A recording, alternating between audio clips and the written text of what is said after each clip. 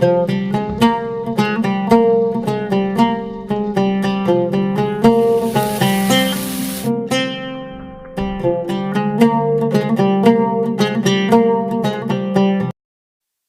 നമുക്ക് എങ്ങനെയാണ് simple and tasty ആയിട്ടുള്ള നല്ലൊരു ബീഫ് പുലാവ് തയ്യാറാക്കുന്നത് നോക്കാം. അപ്പൊ ഞാനിവിടെ ഒരു 300 ഗ്രാം ബീഫാണ് കഴുകി വൃത്തിയാക്കി എടുത്തിട്ടുള്ളത്. കുറച്ച് ഫാറ്റോട് കൂടിയ ബീഫാണ് കേട്ടോ ഈ ഒരു റെസിപ്പിയിലേക്ക് നല്ല ടേസ്റ്റ് ഉണ്ടാവണേ.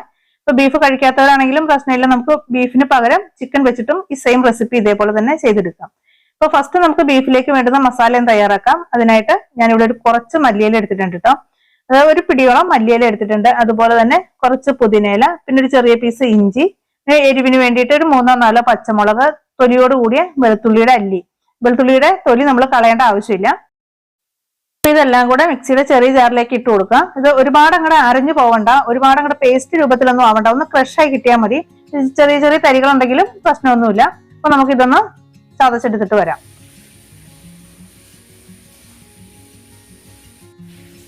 അപ്പൊ ഞാനിവിടെ നമ്മുടെ മസാല ചതച്ചെടുത്തിട്ടുണ്ട് കേട്ടോ. അപ്പൊ ഇനി ഇത് നമുക്കിത് ബീഫിലേക്ക് ചേർത്തിട്ട് ബീഫ് വേവിച്ചെടുക്കണം. അപ്പൊ ആദ്യം നമുക്ക് പ്രഷർ കുക്കർ എടുക്കുക. അപ്പൊ അതിലേക്ക് നമ്മൾ കഴുകി വൃത്തിയാക്കി വെച്ചിട്ടുള്ള ബീഫ് ഇട്ട് കൊടുക്കാം. അപ്പൊ നമ്മൾ ചിക്കൻ വെച്ചിട്ടാണ് ഇത് ചെയ്യുന്നതെന്നുണ്ടെങ്കിൽ ഇങ്ങനെ വേവിച്ചെടുക്കണമെന്നില്ല, റൈസ് വേവിക്കുന്നതിന്റെ ഒപ്പം മസാല പറ്റിയിട്ട് വേവിച്ചെടുത്താൽ മതി. അപ്പൊ നമ്മൾ ചതച്ചെടുത്ത മസാല നമുക്ക് ബീഫിലേക്ക് ഇട്ട് കൊടുക്കാം. ഇതിലേക്ക് നമുക്ക് 1 ടീസ്പൂൺ കുരുമുളക് പൊടി ഇട്ട് കൊടുക്കാം. പാകത്തിനുള്ള ഉപ്പും കൂടി ഇട്ട് കൊടുക്കാം. ഇനി ഇതിലേക്ക് ഒരു ഇത്തിരി വെളിച്ചെണ്ണയും കൂടെ ഒഴിച്ചു കൊടുക്കാം. പുറത്ത് നല്ല മഴ പെയ്യുന്നുണ്ട് കേട്ടോ, അതിന്റെ ഒരു സൗണ്ടാണ് കേൾക്കുന്നത്. നമുക്ക് ഈ മസാല എല്ലാം കൂടി നന്നായിട്ടൊന്ന് മിക്സ് ആക്കി കൊടുക്കാം. ഇതിലേക്ക് ഒരു 1/4 ടീസ്പൂൺ മഞ്ഞൾപ്പൊടിയും കൂടി ഇട്ട് കൊടുക്കണം കേട്ടോ. അപ്പൊ ഞാനത് ഇടാൻ വിട്ടുപോയതാണ്. അപ്പൊ നമ്മൾ മസാല ഇട്ടുന്ന സമയത്ത് ഒരുമിച്ചിട്ടിട്ട് എല്ലാം കൂടെ നന്നായിട്ടൊന്ന് മിക്സ് ആക്കി കൊടുത്താൽ മതി. ഇനി മിക്സിയുടെ ജാറിലേക്ക് കുറച്ച് വെള്ളം കൂടെ ഒഴിച്ചിട്ട് ഒന്നുകൂടെ ഒന്ന് മിക്സ് ആക്കിയിട്ട് നമുക്ക് അടച്ചു വെച്ചിട്ട് വേവിച്ചെടുക്കാം. ബീഫ് ഒരു 80% വെന്ത് കിട്ടണം, ഒരുപാട് വെന്ത് ഉടഞ്ഞു പോകരുത്. നമ്മൾ റൈസിലിട്ടിട്ട് ബീഫ് വേവിച്ചെടുക്കുന്നുണ്ട്. ഇപ്പൊ മീഡിയം ഫ്ലെയിമിൽ ഒരു 4 വിസിൽ കേൾക്കുന്നത് വരെ നമുക്കൊന്ന് വേവിച്ചെടുക്കാം. ഇപ്പം ബീഫ് വേവിക്കാൻ വെച്ചിട്ട് കറക്റ്റ് 4 വിസിൽ വന്നപ്പോൾ ഞാനത് ഓഫ് ചെയ്തിട്ടിട്ടുണ്ടായിരുന്നു. ഇപ്പൊ സ്റ്റീം കംപ്ലീറ്റ് പോയിട്ടുണ്ട്. ഇനി നമുക്കിതൊന്ന് ഓപ്പൺ ചെയ്ത് നോക്കാം. ഇപ്പം ബീഫിൽ അത്യാവശ്യം നന്നായിട്ട് വെള്ളമുണ്ട്. നമ്മൾ 1/4 കപ്പ് വെള്ളം ഒഴിച്ചിട്ടുണ്ടായിരുന്നു, പിന്നെ ബീഫിലുള്ള വെള്ളവും ഇറങ്ങിയിട്ടുണ്ട്. ഇപ്പം ബീഫിന്റെ വേവ് എന്ന് പറയുമ്പോൾ ഒരുപാട് അങ്ങോട്ട് വെന്ത് പോകരുത്, പതിയെ ഒന്ന് ഞെങ്ങണം, അത്രേ ഒരു വേവേ പാടുള്ളൂ. ഒരുപാട് വെന്ത് കഴിഞ്ഞാൽ നമ്മൾ റൈസിൽ കിടന്ന് വീണ്ടും അത് വേകുമ്പോൾ ബീഫൊക്കെ പൊടിഞ്ഞു പോകും. അപ്പൊ അതൊന്ന് പ്രത്യേകം ശ്രദ്ധിക്കുക. ഇനി ഈ ബീഫ് നമുക്ക് വേറൊരു പാത്രത്തിലേക്ക് മാറ്റി വെക്കാം. ഇപ്പൊ ബീഫിന്റെ സ്റ്റോക്ക് നമുക്ക് ആവശ്യമുണ്ട്. ഇത് രണ്ടും സെപ്പറേറ്റ് ആയിട്ട് മാറ്റിയിട്ട് ഒരു സൈഡിലേക്ക് മാറ്റി വെക്കുക. ഇപ്പം ഏകദേശം ബീഫ് വേവിച്ച വെള്ളം നമുക്ക് 1 കപ്പോളം കിട്ടിയിട്ടുണ്ട്. ഇത് കണക്കാക്കിയതിന് ശേഷം ബാക്കി വെള്ളം നമ്മൾ റൈസിലേക്ക് ഒഴിച്ചാൽ മതി. ഇപ്പൊ ഞാനിവിടെ 2 കപ്പ് റൈസാണ് എടുത്തിരിക്കുന്നത്, കൈമ റൈസാണ് ഞാൻ എടുത്തിരിക്കുന്നത്. ഇതിന് പകരം നിങ്ങൾക്ക് വേണമെന്നുണ്ടെങ്കിൽ നിങ്ങളുടെ ഇഷ്ടമനുസരിച്ച് ബസ്മതി റൈസ് വെച്ചിട്ട് വേണേലും ചെയ്യാം. അപ്പൊ ഞാൻ ഈ ഒരു കപ്പിലാണ് റൈസ് അളന്നെടുത്തിരിക്കുന്നത്. അപ്പൊ ഈ സെയിം കപ്പിൽ തന്നെ നമുക്ക് വെള്ളവും അളന്നെടുക്കണം. ഇനി നമുക്ക് റൈസിലേക്ക് വേണ്ടുന്ന മസാല ഒന്ന് തയ്യാറാക്കി എടുക്കാം. അപ്പൊ ഞാനിവിടെ ഒരു പിടിയോളം മല്ലിയില എടുത്തിട്ടുണ്ട്. അതുപോലെ തന്നെ ആ സെയിം അളവിൽ തന്നെ പുതിനയില എടുത്തിട്ടുണ്ട്. ഇപ്പൊ മല്ലിയിലയും പുതിനയിലയും കുറച്ച് കൂടുതൽ എടുത്താലും കുഴപ്പമൊന്നുമില്ല. നമുക്കിത് മിക്സിയുടെ ജാറിലേക്ക് ഇട്ട് കൊടുക്കാം. ഇതിന്റെ കൂടെ തന്നെ 2 പച്ചമുളക്, ഒരു ചെറിയ പീസ് ഇഞ്ചി, 3-4 അല്ലി വെളുത്തുള്ളിയും കൂടി ഇട്ട് കൊടുക്കുക. അതിന്റെ കൂടെ 1 ടീസ്പൂൺ വലിയ ജീരകം.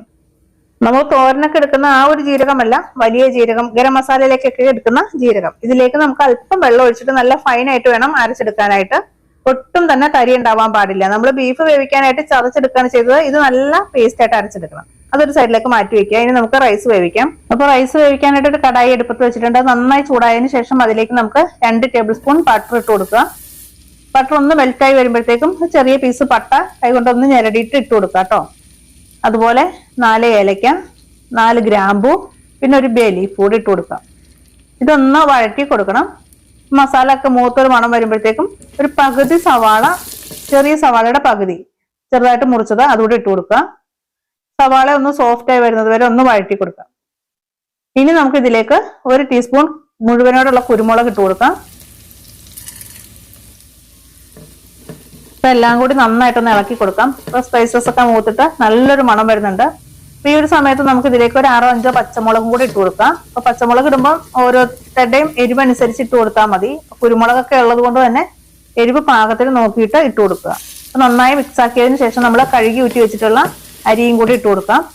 ഇനി അരി ഇതിനകത്ത് കിടന്ന് നന്നായിട്ടൊന്ന് വറുത്തെടുക്കണം. അരിയിലുള്ള വെള്ളമയമൊക്കെ ഒന്ന് മാറിയിട്ട് അരിയുടെ അടിവശത്തു നിന്നൊക്കെ ഇങ്ങനെ പൊട്ടി പൊട്ടി വരും. ആ ഒരു പാകം വരെ നമുക്കൊന്ന് ഇളക്കിയെടുക്കണം. അതിനുശേഷം നമുക്ക് ഇതിലേക്ക് വേവിച്ച് വെച്ചിട്ടുള്ള ബീഫ് കൂടെ ചേർത്ത് കൊടുക്കാം. ബീഫ് കൂടി ഇട്ടിട്ട് നന്നായി ഒന്ന് മിക്സ് ആക്കി കൊടുക്കുക. ബീഫിന് പകരം ചിക്കനാണ് എടുക്കുന്നതെന്നുണ്ടെങ്കിൽ നമ്മൾ ബീഫിലേക്ക് ചേർത്ത എല്ലാ മസാലയും ചിക്കനിൽ പുരട്ടി വെക്കുക. നമ്മൾ റൈസ് ഇടുന്നതിന് മുമ്പായിട്ട് ഈ മസാലയിലേക്ക് ഇട്ടിട്ട് നന്നായി മിക്സ് ആക്കിയതിന് ശേഷം മാത്രം റൈസ് ഇട്ടിട്ട് മിക്സ് ആക്കി എടുത്താൽ മതി. ഇനി നമ്മൾ നേരത്തെ അരച്ച് വെച്ചിട്ടുള്ള മസാല ഇതിലേക്ക് ഒഴിച്ചു കൊടുക്കുക. നന്നായി ഒന്ന് ഇളക്കി കൊടുക്കാം. ഇപ്പൊ തന്നെ നല്ലൊരു സ്മെല്ലാണ് കേട്ടോ. അപ്പൊ നന്നായിട്ട് മിക്സ് ആക്കി കൊടുക്കുക. ഇനി ഇതിലേക്ക് നമ്മൾ അളന്ന് വെച്ചിട്ടുള്ള വെള്ളം ഒഴിച്ചു കൊടുക്കാം. ഇപ്പൊ 1 കപ്പ് ബീഫിന്റെ സ്റ്റോക്ക് ഉണ്ടായിരുന്നു, ബാക്കി 3 കപ്പ് വെള്ളം ഒഴിച്ചു കൊടുക്കുക.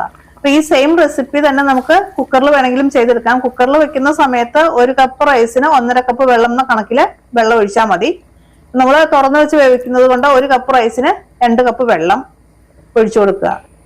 ഇനി ഇതിലേക്ക് ഒരു പകുതി ചെറുനാരങ്ങയുടെ നീരുകൂടി പിഴിഞ്ഞൊഴിക്കുക. അതുപോലെ പാകത്തിനുള്ള ഉപ്പ് കൂടി ഇട്ട് കൊടുക്കുക. അപ്പൊ നമ്മൾ അരി വറുത്ത് വെച്ചതുകൊണ്ട് തന്നെ തമ്മിൽ ഒട്ടി പിടിക്കില്ല. എന്നാൽ പോലും ചെറുനാരങ്ങയുടെ നീരും കൂടി ഇതിലേക്ക് ചേർത്ത് കൊടുക്കണം.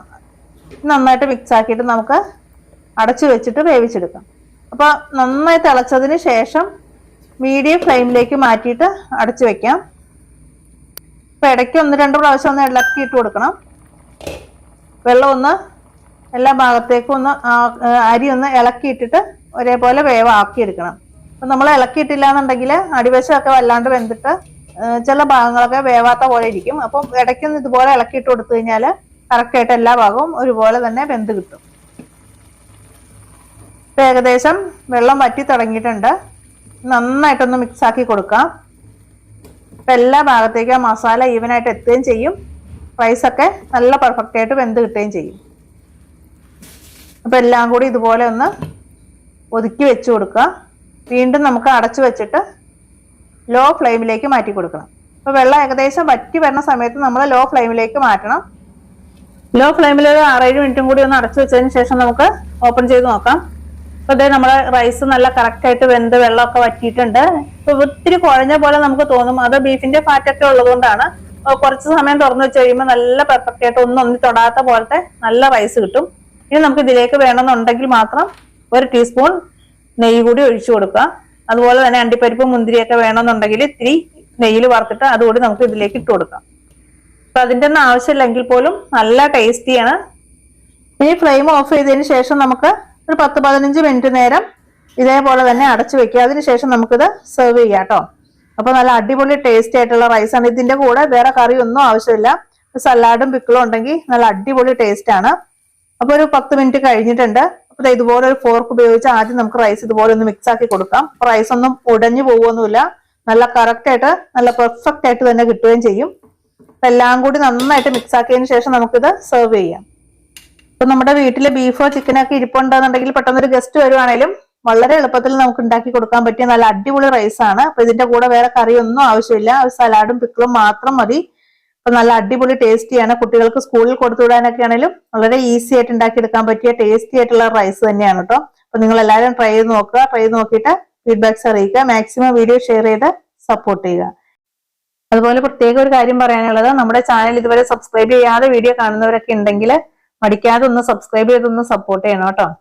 അപ്പൊ വീണ്ടും നല്ല റെസിപ്പിയുമായി കാണാം. അതുവരെയും thanks for watching. Thank you.